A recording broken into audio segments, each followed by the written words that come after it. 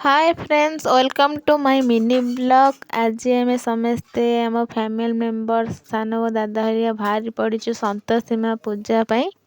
एई पाखरे जनक रूम रे पूजा होए सेठी आम समस्ते चली चली पळेइलु पूजा कतिकी। आम गाँव रे भी समस्ते से सान बो हरिया समस्त करुथिले सेमाने भी पळेइ आस्तिले।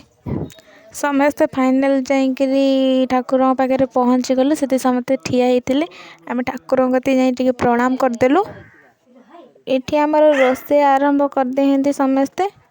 इथि डग को देखी पारुथ से जहाँ कि होची कहने आमको देखी सारे भुकु थाई आम डरिकी छानिया। नना भी पूजा आरंभ करदे फाइनाली। सेठी आम समस्ते पूजा देखा बसीगलु समस्ते। से खुड़ींकर झुआ मैंने पहुँची गले। से दीदी मैंने समस्त पड़े आसिले गति टिके मजा मस्ती करदेलु।